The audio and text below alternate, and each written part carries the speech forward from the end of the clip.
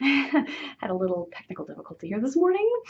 So just making sure I'm peeking over at my audio recorder. Okay, we're okay. We're good. Okay, just making sure everything is a go. So today is the first day of the Pentecost novena. Yay, that was kind of perfect timing, I was thinking as I drove in, because I usually record on Thursdays, as you know. But I figured that there would be some weeks in which that wasn't going to be possible. And this was one of those weeks because I had Mass yesterday for the Feast of the Ascension. And instead of going to the 8 a.m. Mass at my parish, I decided to wait until 9 so that I could go to Mass at Henry's school, since those are not one and the same.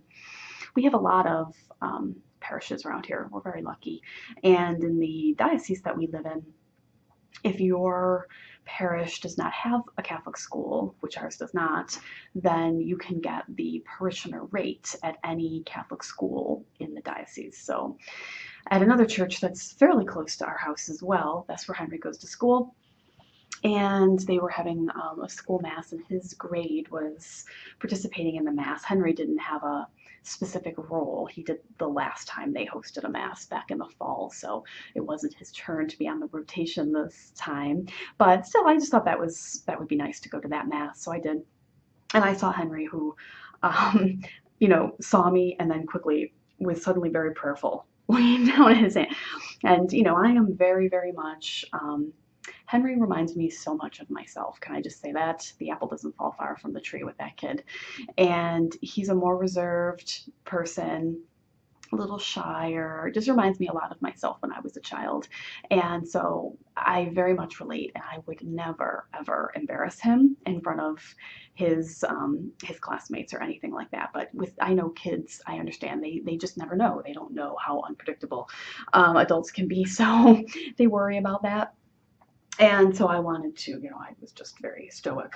I was very prayerful as well as I processed past Henry's pew and did not call attention to him at all. It was very cute, and I enjoyed going to the Mass there. So that got my day started off a little late. The parking was atrocious when I got in because the semester isn't over yet. Classes aren't finished here yet. We have a winter term now that we run in January. And I like it because it gives us more time between Christmas and the start of the spring semester. It does bump then the spring semester later. So that's what we're dealing with right now. So there's still classes. Parking's still awful. So for the Feast of the Ascension, given that Easter was early this year, I couldn't find a parking spot when I got onto campus. So I had to drive around a little bit. Found one eventually, thanks to St. Anthony. And so my day got started late, and tea time just wasn't happening. So here we are, 2 minutes later. I described all of that. But back to Pentecost. So today, I figured, there's going to be some times where Friday is going to be a better day.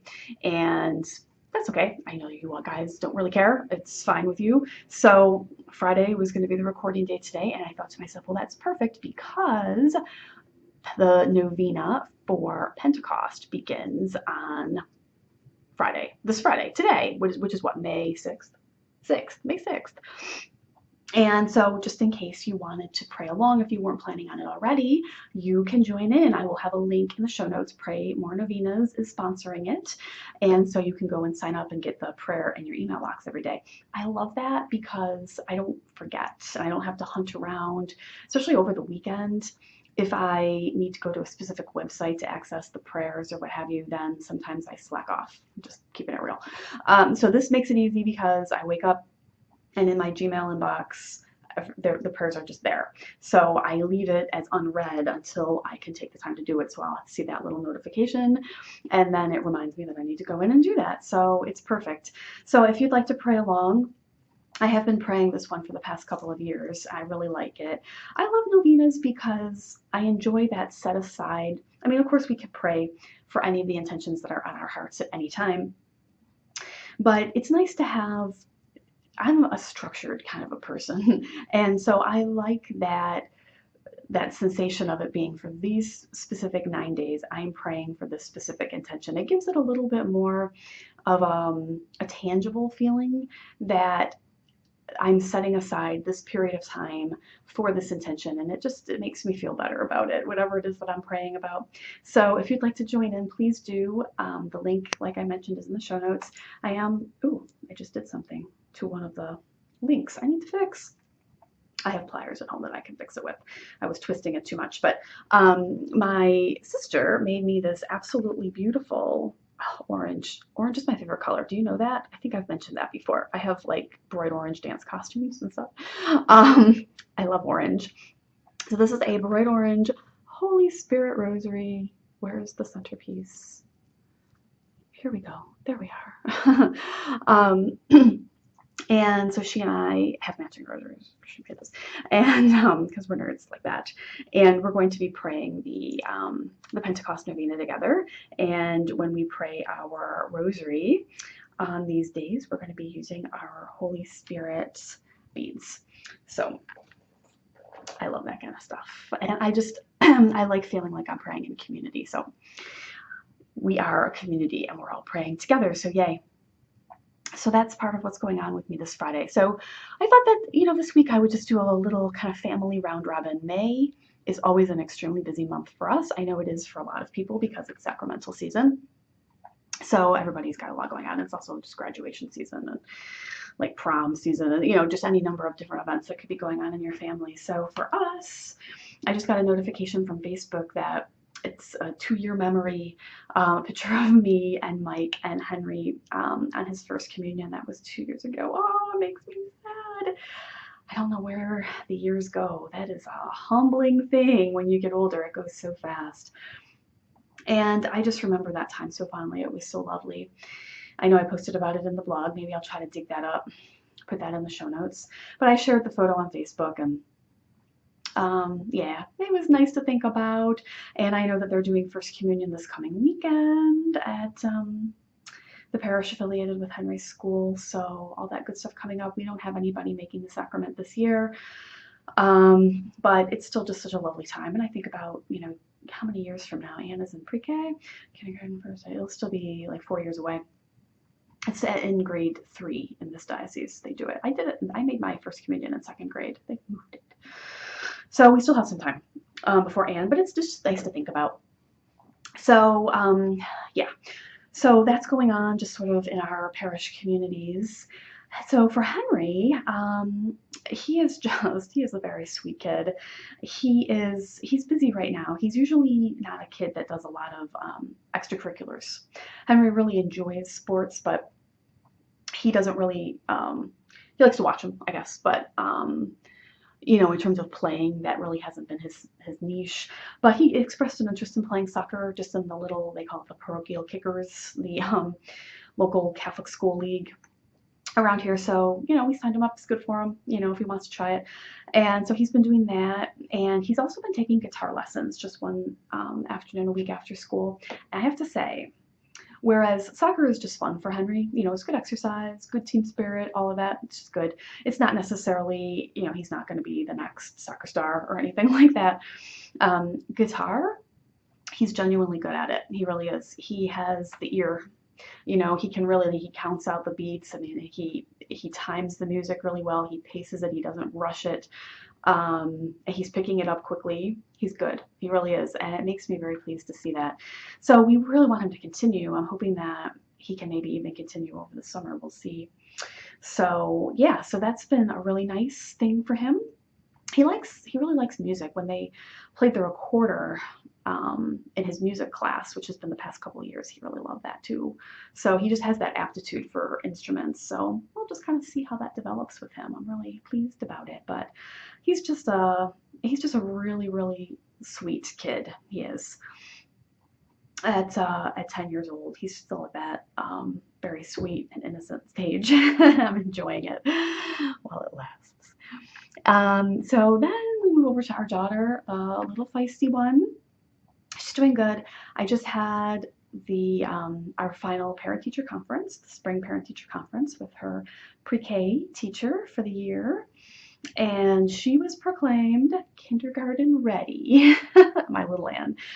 She's doing very well, with the different, we live in New York State, so good heavens. There are standards and outcomes and proficiencies for everything, and this includes universal pre-K for 4-year-olds. So we went through this really long list of different aptitudes that they're examining in each of the children, and did very well. I had to smile to myself when she was raving, the teacher, about how well Anne did with patterns. If you start a pattern, she's able to continue the pattern. She's able to make up her own patterns. You know where that comes from? Timo Mizumi and Nick Jr. They have the pattern power segment on there, and Anne loves it. So I know she picked that up from there. But she's doing really well. She is ready to move on to kindergarten. So she'll be in the same school as Henry next year. So she'll be at Catholic school. And it'll be really nice to have them at the same place. And I really look forward to seeing what she comes home with from the religion curriculum, because I love seeing when Henry comes home with religion homework. I'm always the helper for that. And and he wasn't there in kindergarten. He was still in the public school. We moved him over in first grade. So it'll be cute to see what they do with the kids in kindergarten. I think there's some kind of a Christmas program that the kindergartners do that I've seen things about, but we didn't participate because Henry wasn't there yet. So I'm excited about that. And it'll be nice when I go to the school masses that both the kids will be there. They have all the kids go, even the pre-K students, at least the 4-year-olds. They all go to mass. So it'll be really adorable to see them there. So that's what's going on in her spirited little existence. She's a ham, that one, for sure. And I asked her this morning if she had any, if they were making any special Mother's Day gifts at school. And she said no. So, oh, well, but we do have a special craft that we're doing for Mother's Day. So yes, the answer was yes. And she said, it's a surprise. I said, oh, good, I love it. And Henry was the exact same way. So instant gratification. They do not want to wait for anything. It's a surprise. I love surprises. I can't wait to see. But I want to tell you what it is, Mommy. So no, just wait. Like, no, I want to tell you. No, it's a teapot. So I know what the surprise is. But that's okay. And she said, well, I painted it with it. Like, okay, so I know all the details now. So that'll be very cute coming up this weekend. And I am looking forward to Mother's Day. I've written in the past. I'll see if I can find that post too. 2 mental notes. Let's see if Tiffany can remember. I had this one infamous Mother's Day when Henry was a baby that it was my first Mother's Day where I had a child. And it was terrible. It was, it just didn't set the bar very high for Mother's Days to come. Henry was a baby and I was exhausted. And I remember we were meeting my parents for brunch, and we had Henry in his little tote seat.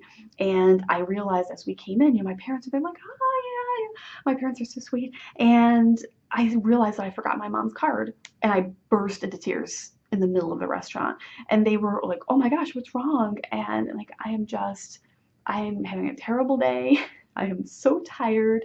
Henry was still very young, and he did not sleep through the night for a long time. I bring this up every once in a while just so he remembers what he put us through. That was not easy, and I was not prepared for that when I had my first child. I was not prepared for that, my friends. That was tough, and I was tired. Honestly, since I got pregnant with Henry, I haven't really gotten enough sleep, like from then until now. You just don't sleep as deeply anymore once you're a mom, and there's like all kinds of physiological and psychological reasons for this, but at any rate, he was still waking multiple times a night, and I was completely exhausted. So from there on out, Mother's Day has just been really busy, kind of stressful, to be honest with you. And so I've just been trying to every year, I'm like, hope springs eternal. I really want to make it better. And this year, I really do think it's going to be better. Henry has a soccer game, but Mike is going to take him so that I can go to brunch with my mom and my grandmother and aunt, which is lovely, isn't that? He's just a sweetie. So that'll be really nice. And then we're having Mike's parents over for dinner later, and Mike is cooking dinner and taking care of all of that, and I'm just going to lay around and drink wine. That's the plan.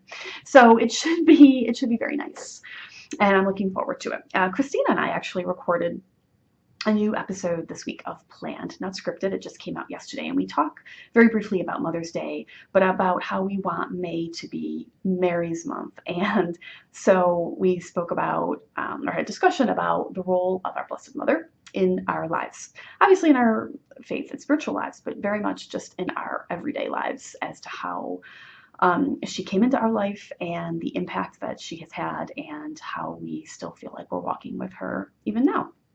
And so it was a really, really pleasant episode, really great discussion. So if you're interested in listening, the episode is available. I will put a link. That's 3 things. 3 more links, Tiffany, because I already have the Pentecost Novena in there.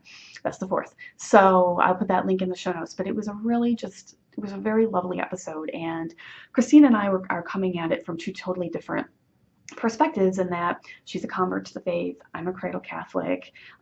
We had just different experiences growing up in terms of our family relationships, and so that really factors into how we see our Blessed Mother and how she factors into our life. And so it was a really, really great discussion. So I would love for you to go ahead and listen in. So yeah, what else was I going to say? I don't remember. But I was going around this family round robin, and I'm going to wrap it up. I see we're coming up here on the end of our time together. So that's what's going on with the kids, and with me, Mother's Day coming up. My adorable Mike is in a play that opens next weekend. He has the title role. This is like a really big deal. He has been hard at work.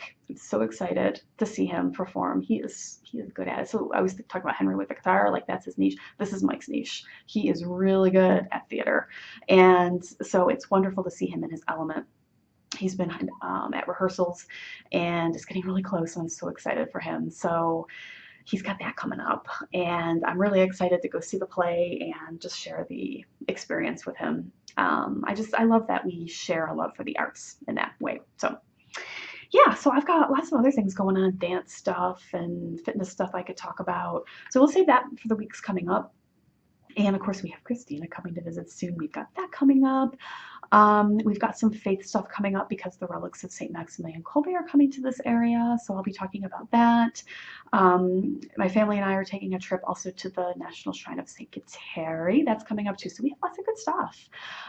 There's also book stuff. Christina and I talk about that on Planned Not Scripted. So we have the book club here. We're reading Church of Spies, nonfiction for the summer, about Pius XII during World War II. But Christina and I, are going to be reading and discussing a summer fiction, beachy read, for the summer months. So if you're interested in that, go listen to the episode, and you can vote on a fiction title too. So great stuff coming up. So if you would like to participate in the book clubs or anything, give me your feedback on anything I've talked about, share with me what's going on in your life, please leave a comment. I love to hear from you, and I look forward to talking to you soon. Bye.